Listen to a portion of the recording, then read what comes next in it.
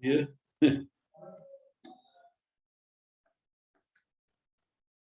Okay, so we're here on page Zion, and started talking about Flada Pesa, Shlomim.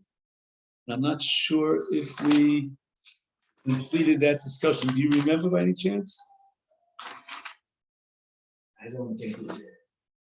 All right, so it definitely bears repetition as we start a new, almost the post Hanukkah week. It says the following. We have a principle called Zevazeg Gorim. You remember that? So it means that the female mother of the Vlad is Gorim Isur because she was designated for a korban which she cannot serve as that korban. It's got to be brought as a zoch. But the Vlad is a product not only of the female but of the male. The male himself is an animal which is kosher l'mizbeach. So the Vlad is a product now of both Isur and Het. And that's called Zevazeg Gorim. Okay, then that rings a bell. Okay.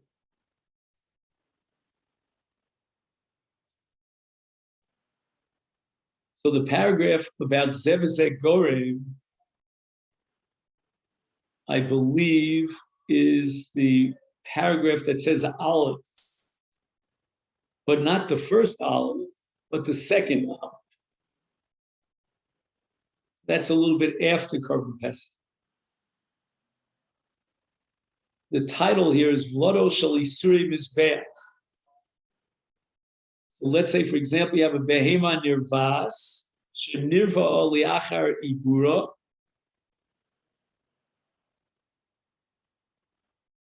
So behema sheimisa sa'adam liachar ibura, l'shitz Rav Nachman nechet v'zet hanoim im havlad muter o shavlad osu mishum shehi uvlodo nirvo. Meaning that the Ma'aser Revia impacts not only on the mother, but also on the Vlad, because the Vlad was already an embryo at the time of the Revia. So therefore we treat the Vlad as a nirva.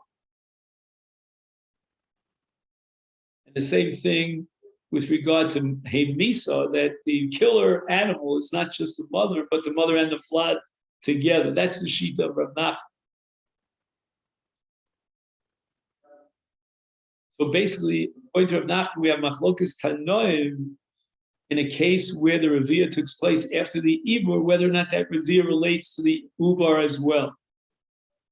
And Rava holds that everybody holds he uvlada nirvo, that the revia takes place and impacts not only the mother but also the vlad.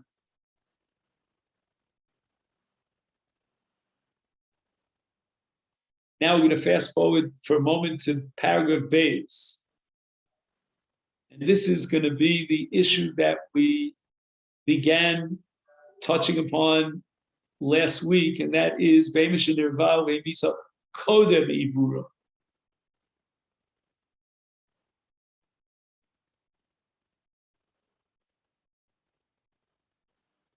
So you cannot possibly suggest that the Revia is related to the Uber, because there was no Uber at the time of the Revia, but at the time of the Hemisa.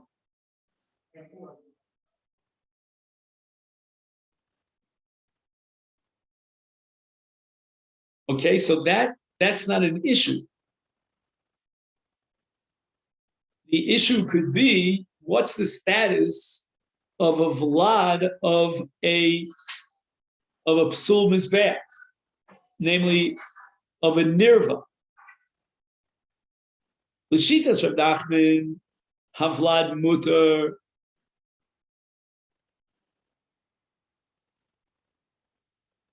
Meaning that even though nirvas liachar ibura, that's because the revia, according to one Tana, That's according to Rav Nachman that we saw the previous paragraph is Machlokas Tanoi, but according to one Tana, one opinion, the Revia impacts on the Vlad as well, because she was already Me'uberes before the Revia. But in this case, where the Revia took place before the Ibur, so there's no way you could say that the Ibur relates, right, that the Revia relates to the Vlad, to the Ubar. Therefore, everybody, even the Shita that was Machmir in a case where the Revia took place after the Ibur, would be Mekil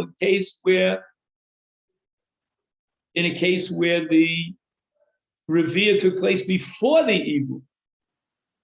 And why is that? Because the Vlad is a product of both the father and the mother, the male and the female.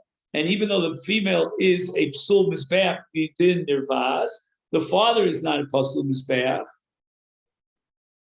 And therefore the Vlad is related to the father no less than to the mother.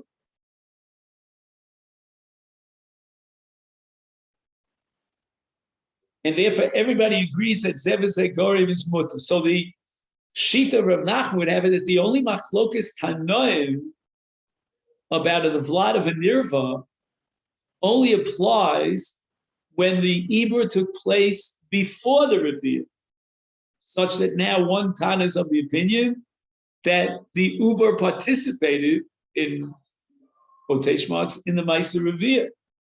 However, if the Revia took place before the Ubar was an Ubar, it wasn't even a thought in anyone's mind, then you have the issue of Zevazeh Gorem, and Rav Nachman's opinion is that Zevazeh Gorem is mutter, which, by the way, is a pella. I mean, why would Zevazeh Gorem be mutter? You know, usually we say Sofik Dorais L'chumra. There are two participants here. But the answer is that the psul of nirva can only apply when the animal is a nirva,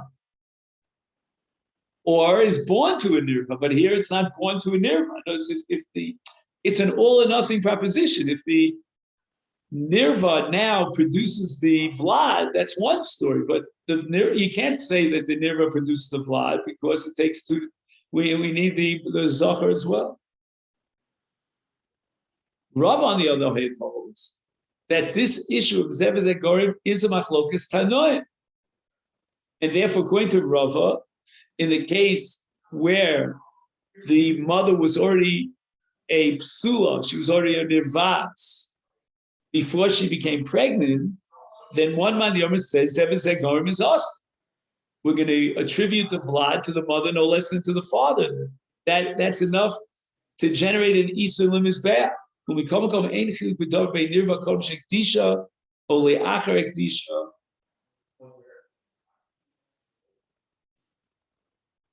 So again, it doesn't matter when the Maisa Hegdish took place. And here he concludes, and he says La Halacha, which I assume he's quoting the Rambam.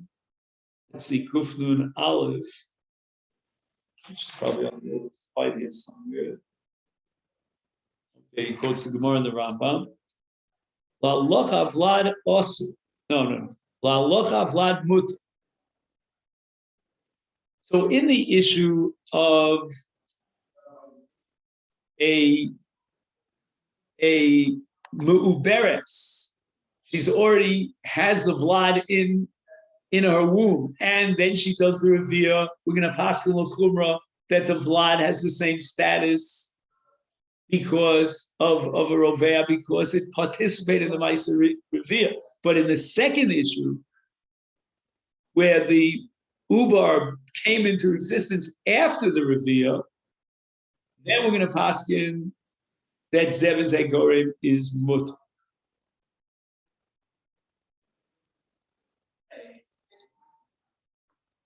That, I believe, is a completion of what we started last.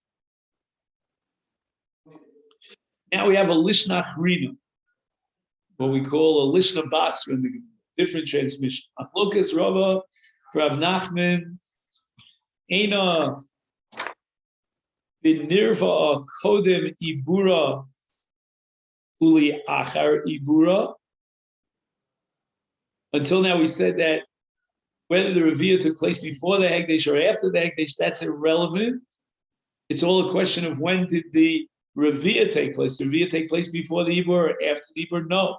Now the second Mishnah says that this machlokas between Rava and Rav Nachman has nothing to do with the two cases, the two scenarios of she became pregnant first and then did the Revia, or she did the Revia first and then did the Maisa. I mean, she became pregnant first and did the Revia afterwards, or whether or not she did the Revia before she became pregnant and then afterwards she became pregnant. Ella, but rather, what is the nature of the machlokes? It's nirva kodem shekdisha uli acher shekdisha. We don't have chesed, do we, in this pile? Down here.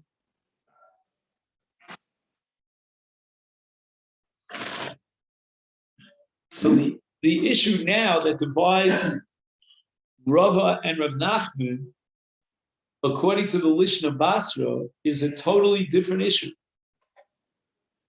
And what we're now focused on is the Maisa Hegdesh.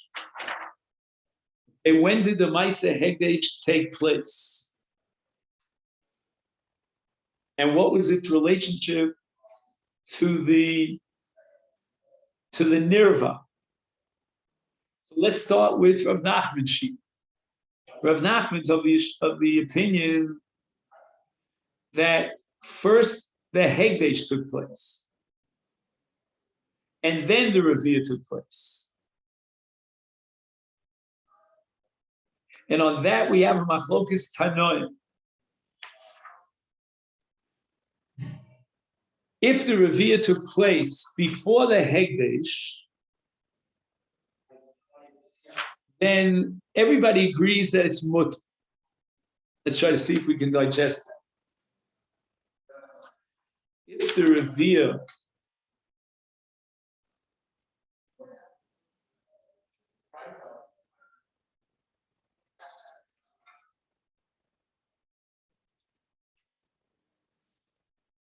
place before the Hegdesh, then this animal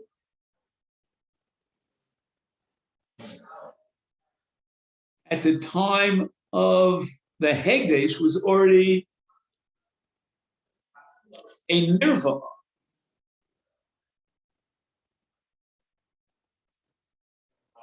And therefore, the vlad is mutter. Let's just think why the vlad is mutter. If you're talking about a case where she was already a nirva,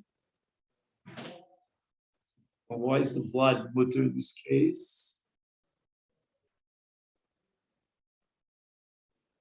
So let's say like that. The Maisa Revia could not possibly generate a psul Revia, a nirva on the Vlad, because the Revia took place even before the Hegdesh.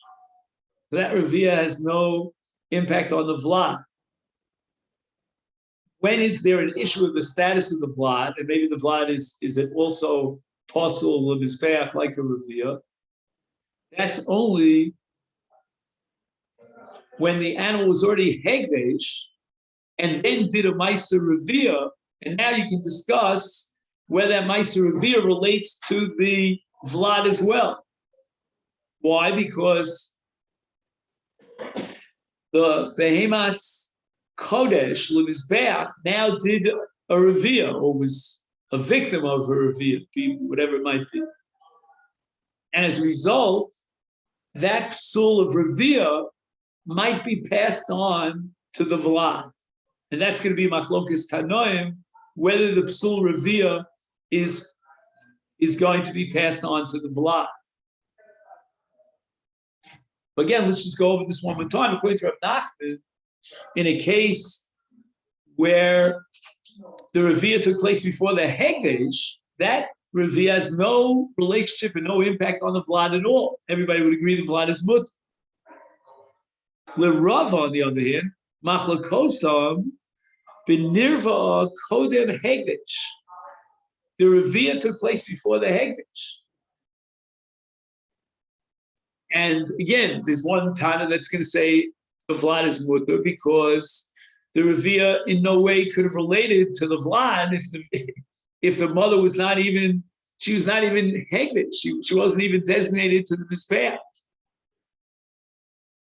But the other man Omar, and that's going to be the machlokas according to Rava, is going to say that when you have magdish the animal, the hegdesh with the psul revia is chal even vis-a-vis the uber. Avaliachar hegdesh, if the revia took place after the hegdesh, kuliyamal pligi de asur, and we're going to say that zevis agorim is asur.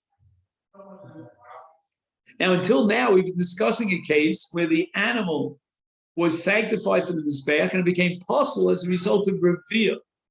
What about a case where the animal became possible Mizbeach as a result of an idol worship, that it was designated and worshipped as an idol? Avodah Zarah. It was already worshipped. And by the way, I think even, what are we up to now? 2020? No, what are we up to? 2021, even in 2021, I think there are places on the, Hinduism, I don't know what, but there are isms somewhere where they worship a cow. So this is, we're reading something that sounds like from crazy times, but it could be, even in our day, you could have a cow that was worshipped. Osha huktu osal, so it hasn't been worshipped yet, but it was designated for worship. Im nevda o huktzes li achar ibura.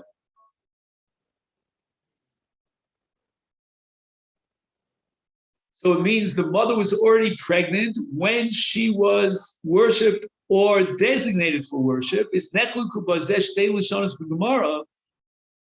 Now it's going to depend upon the two lashonos that we learned with regard to Revia. L'shitas hasover b'nirvas. Ubehim Misa, he uvlada nirvu.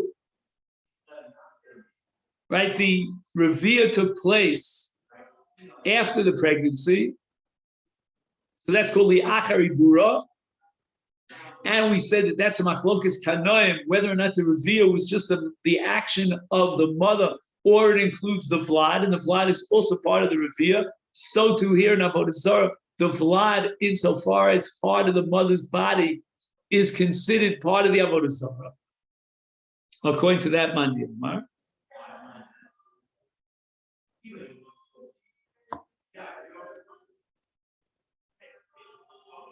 Is Gambazeh Vlad also here in this case, Mishubsha Ovdu Gamas Vlad, the Maisa Avodah Zarah relates not just to the mother, but also to the embryo. Oh. The avodah is not directed towards the Vlad. The worship here is worship of the mother cow. Ela esa behema, v'lo esa Vlad. V'lachein Vlad mutter. So it means that the Gemara on Daf Lamed Amud Beis raises the possibility that with regard to Avodah Zarah, the Avodah Zarah is only directed towards the mother, not towards the Vlad. La'alocha, we don't paskin like that way. Ela Vlad also. That's how the Rambam paskins. And I would assume that if you're applying the principle of Uber Yerach Imo, then the Ubar is like a part of the entity of the mother. It's like a limb of the mother. Therefore, the Avodah Zarah was done to both the mother and the Vlad. Nevad umukta v'nevda v'huktzes kodem ibura. What happens if the worship was done before the pregnancy? Is therefore Vlad mutter. And that means that we're paskening Zeves Agorim as mutter. This abra ulebesof nitrafa. Okay, here's another case. An animal that is a treifa has a wound to one of its vital organs, an injury, and it's not going to survive that injury. It's just a matter of time before it will die.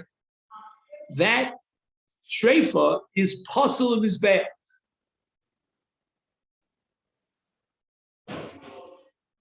What about the vlad? The vlad is not a treifa. We can actually, how could you say, breed the vlad, it's cause its birth, and the vlad will live till 120. It's 120. I mean, the vlad is not going to die. So Nisabra, it became pregnant. And then it became a treifa. It got a bang, the mother, and it became pregnant.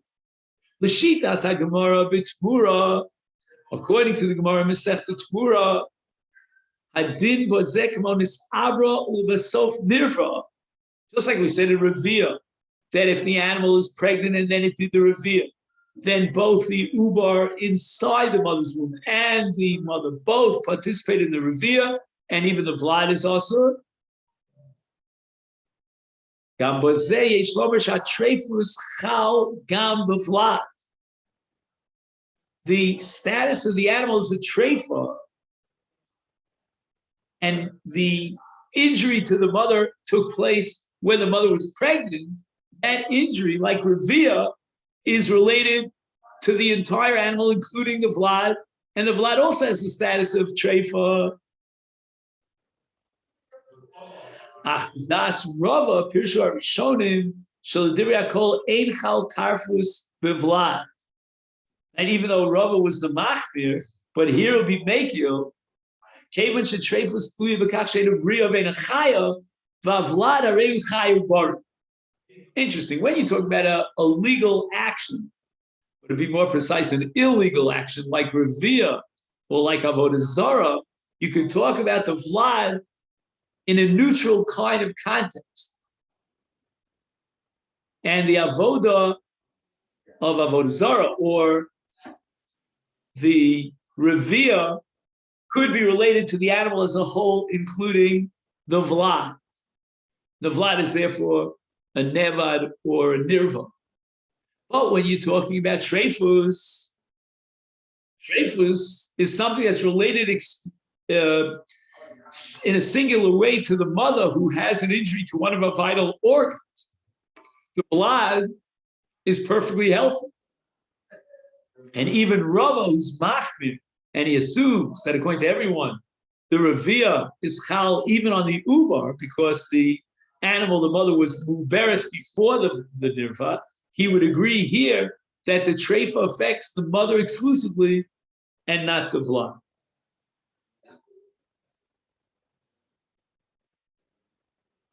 Oh, but now we have to ask a different question.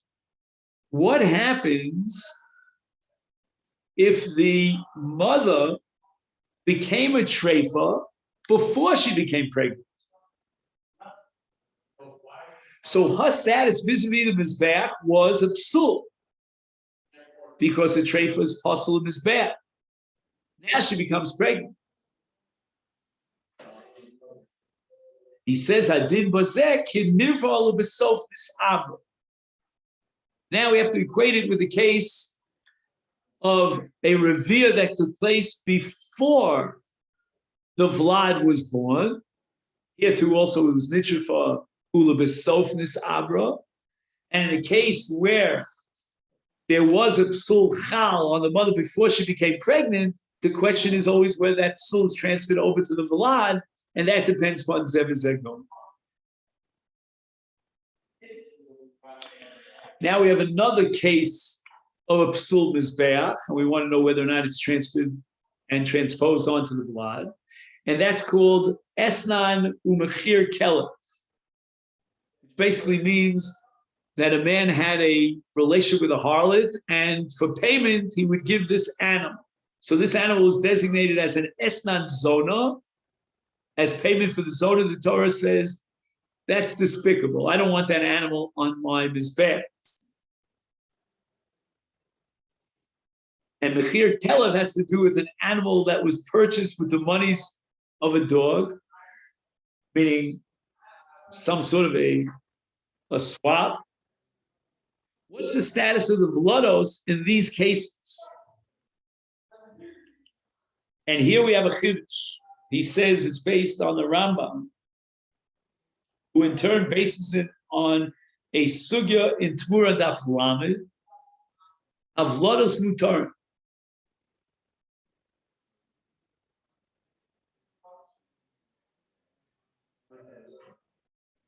Now again, I could understand Vlados Mutarim in a case where the status of the mother as a Mechir Kelev or as an Esen Zona was already established before she became pregnant. And we could apply a principle like Zevezegon. But what happens if she was already pregnant before she was designated as an Esen Zona? Why is that?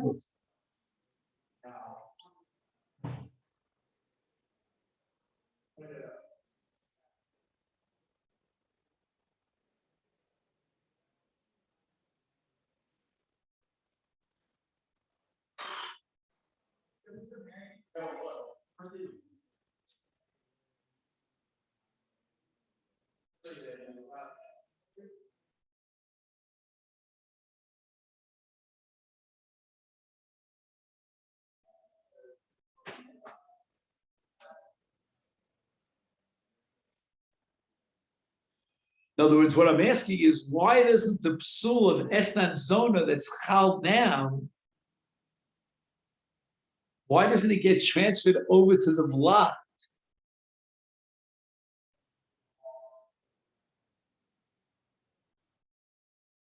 And she was pregnant already with the Vlad before it was designated as an Esnan Zona. Why is the Vlad mutter? In the case of Treifus, we spoke about the fact that the Treifus doesn't impact on the Vlad. The Vlad is perfectly healthy. But here we're talking about a psul, like Nirva, Nevda. Now we have a psul of Esnan Zona, was designated as an Esnan Zona. Why doesn't that apply and include also the Uber? He doesn't offer that explanation. Any explanation.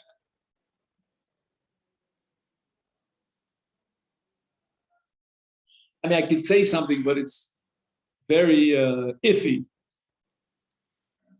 And maybe the Zona herself is unaware of the fact that the cow that she's getting as payment for this nus is pregnant.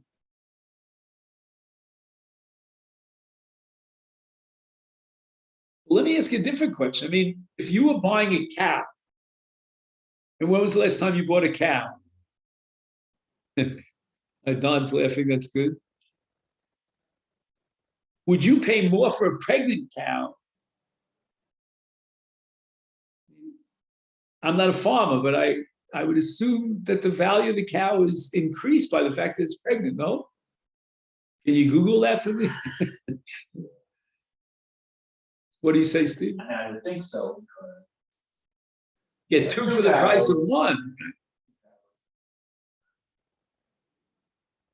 So when the Eslen Zona says, I want the value of 100, and the cow is only worth 80 if it's not pregnant, but now that it's pregnant, it's worth a full 100, I would assume that the Esnan designation applies not just to the mother cow, but also to the Ubar in its womb. I don't know. He says that there's no psul on the Vlad, but I'm not sure why.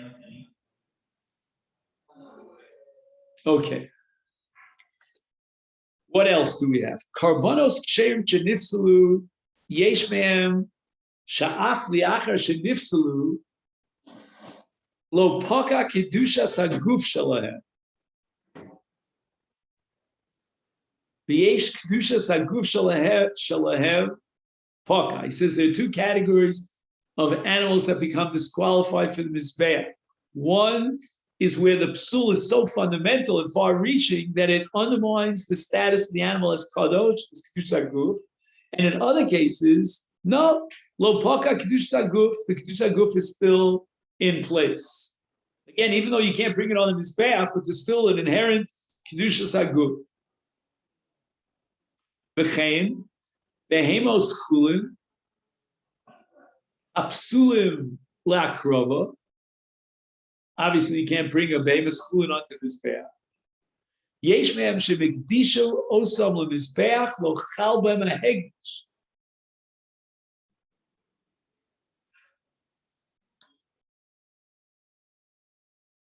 So you have a psul such that you can go ahead and be magdish the animal, but it's not kodesh l'mizbeach. Yesh min psul she'ekdesh chal b'hem, that even though it cannot be brought on the mizbeach, but nevertheless the hegdesh is chal. V'af elu she'hegdesh chal b'hem, yesh shechal b'hem kedush saguf, yesh chal b'hem el kedush domin.